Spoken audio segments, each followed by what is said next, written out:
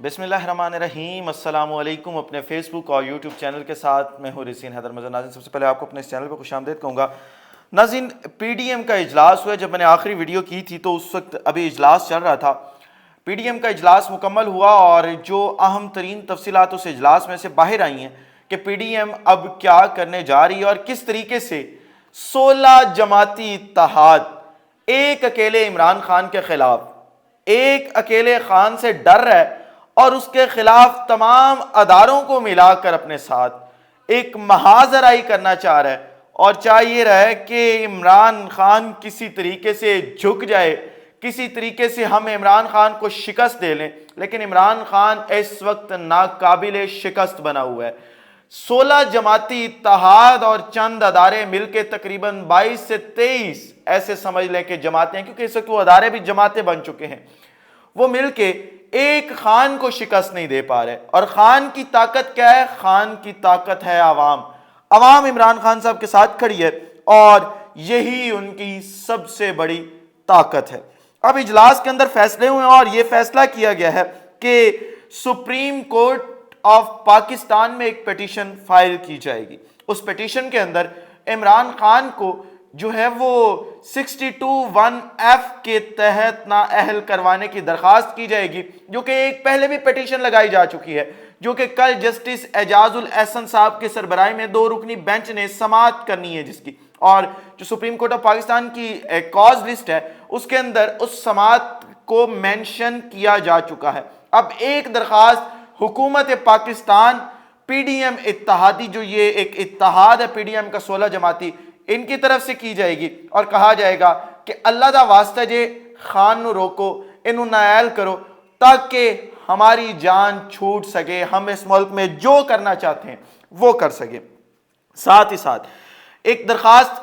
پاکستان تحریک انصاف کو کالعدم قرار دلوانے کے لیے بھی دی جائے گی کہ یہ جماعت فورن فنڈنگ پہ چلتی ہے۔ وہ فورن فنڈنگ جو کوئی اکاؤنٹ گجرانوالے کا نکل رہا ہے، کوئی شیخو پورے کا نکل رہا ہے، کوئی پتوکی کا نکل رہا ہے، کوئی سائیوال کا نکل رہا ہے، اور کوئی شخص فیصل آباد کا نکل رہا ہے، اور کسی وہ جو فورن فنڈنگ ہے اس کا نام قرآن کلاس کے نام سے رجسٹرڈ ہے، اور وہ شخص وہاں پہ قرآن کلاسز دیتا ہے، اس کے نام پہ اس نے کمپنی رجسٹر کروائی، پاکستانی شہری ہے، پاکستان سے اس کا تعلق ہے، اور اپنے ہی ملک کی ایک جماعت کو فنڈ دیا اور وہ فورن فنڈنگ ہو گئی۔ کیا کمال کس طریقے سے! اور پھر اس کے ساتھ ساتھ کل رات میں نے آپ کو ایک خبر دی تھی جس کے اندر ای سی ایل میں عمران خان کا اور ان کے ساتھیوں کا نام ڈالنے کے لیے سفارشات کی جانی تھی، وہ بھی آج کہہ دیا گیا ہے کہ کل عمران خان کا، گورنر اسماعیل کا، عمران اسماعیل جو ہیں، ساتھ گورنر شاہ فرمان کا، اور ایک عمران خان صاحب کے دیرینہ ساتھی ہیں جو کہ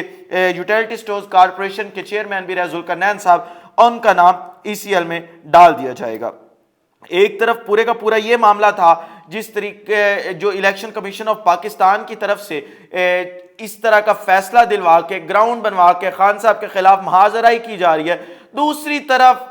یہ پوری چیز کو امبریلا سمجھ کے اس کے انڈر امبریلا ایک بل آج دوبارہ پاس کروا لیا گیا ہے، اور وہ بل جو نیب ترمیمی بل، دوسرا نیب ترمیمی بل اگر آپ اسے کہہ لیں 2022 تو غلط نہ ہوگا، اس کو پاس کروایا گیا پارلیمنٹ میں اکثریت کے ساتھ۔ اب وہ بل کیا ہے؟ اس کے اندر یہ کہا گیا کہ اب نیب جو ہے وہ 500 ملین سے کم کے کرپشن کیسز جو ہے وہ نہیں دیکھ سکے گی۔ ساتھ ہی ساتھ اس کی جورسڈکشن میں اور بھی امینڈمنٹس کی گئی ہیں کہ جی اب جو اس کی جورسڈکشن ہے وہ محدود کر دی گئی ہے، اب ہائی کورٹ والے اور وہ تمام معاملات نہیں ہو سکیں گے جو نیب ہے اس کے اندر، اور اس طریقے سے چپکے سے عوام کا دھیان ادھر لگا کے فورن فنڈنگ کیس کے اندر یہ کاروائی ڈالی گئی ہے، اور اپنے کرپشن کے کیسز جو ہیں ان سے جان چھڑوانے کی تیاری مکمل کی جا چکی ہے۔ یہ 2 خبریں تھیں۔ اس کے ساتھ ساتھ تیسری خبر ہے جس کا تعلق افغانستان اور امریکہ کے ساتھ ہے، اور کس طریقے سے الجزیرہ خبر دیتا ہے، اور آپ یہ خبر اپنی سکرین پہ دیکھ بھی سکتے ہیں، اور اس خبر میں کہا جاتا ہے کہ جی پاکستان نے امریکہ کو، میں نے یہ ریڈ لائن سرکل کیا ہوا ہے، افغانستان میں حملہ کرنے کے لیے ہوائی رستہ فراہم کیا۔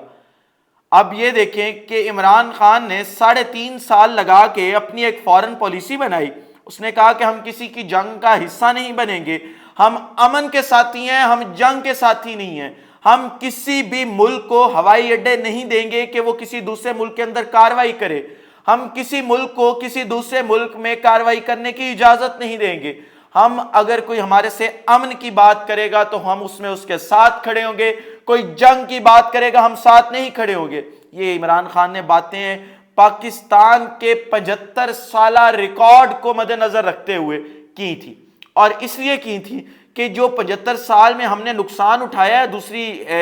ملکوں کی جنگوں کا حصہ بن کر، اب ہم وہ نقصان مزید نہیں اٹھائیں گے۔ ہم نے دوسروں کی جنگوں کا حصہ بن کے اپنے لاکھوں لوگ جو ہیں وہ قربان کی ہیں، ہم نے اپنے ملک کے اندر ایک دہشت گردی کی لہر دیکھی ہے، اب مزید ہم دہشت گردی کی لہر جو ہے وہ نہیں دیکھیں گے۔ لیکن اس امپورٹڈ حکومت نے آتے ہی اپنے کارنامے دکھانے شروع کر دیے ہیں۔ اس امپورٹڈ حکومت نے جس مقصد کے لیے یہ حکومت لائی گئی تھی وہ مقاصد سامنے آنا شروع ہو چکے ہیں، اور الجزیرہ نے کیونکہ یہ خبر بریک کی ہے تو اس کے اوپر شک نہیں کیا جا سکتا۔ اور دیکھیں آپ کس طریقے سے خفیہ واردات ڈالی گئی ہے، پھر پاکستانیوں تمہارے ساتھ،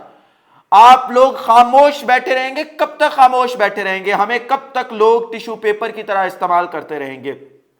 ڈالر 10 روپے کم کر کے عوام کا دھیان ادھر بٹانا چاہتے ہیں، یہ نہیں بتانا چاہتے کہ ڈالر جو ہے وہ 10 روپے کم کیا کیسے گیا ہے، کس طریقے سے امریکہ کی چاپلوسی کی گئی ہے، کس طریقے سے اس کے بوٹ پالش کیے گئے ہیں، کس طریقے سے امریکہ جو ہے اس کے تلوے چاٹے گئے ہیں، جوتوں کے تلوے چاٹے گئے ہیں، اور کس طریقے سے انہیں دوبارہ آپ نے اپنے ہوائی راستے فراہم کرنے شروع کر دیے۔ آپ کو کیا لگتا ہے کہ اب افغانستان جہاں طالبان کی سخت حکومت ہے وہ چپ کر کے بیٹھیں گے؟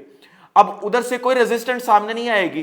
آپ نے جو یہ راستہ فراہم کیا ہے اور جو آپ نے انٹیلیجنس انفارمیشن فراہم کی ہے، اس کے نتیجے میں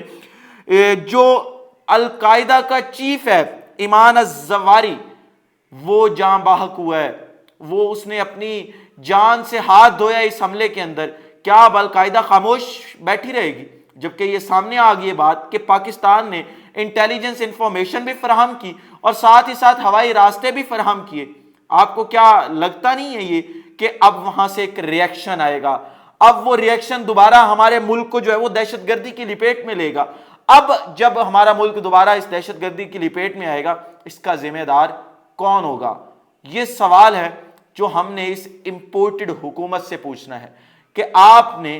اپنی قوم کو اعتماد میں لیے بغیر کیوں اس طرح کی خاموش کاروائی ڈالی ہے، اور آپ نے کسی کو پتہ تک نہیں چلنے دیا۔ لیکن ایسی باتیں چھپتی کہاں ہیں، سامنے آتی ہیں، اور آپ نے دیکھا کہ سامنے آئی، اور اب جو ری ایکشن سامنے آئے گا اس کے لیے میں دعا گوں اللہ سے کہ وہ ری ایکشن سامنے نہ آئے، ہمارے اس ملک کی عوام کی جو خدا ہے وہ حفاظت فرمائے، اور ہماری جو یہ ملک ہے یہ کسی مزید بد امنی سے محفوظ رہ سکے۔ اس ولاگ سے اتنا ہی، اگلے ولاگ میں دوبارہ ملاقات ہوتی ہے، مجھے اجازت دیجیے گا۔ اللہ حامی و ناصر، پاکستان زندہ باد۔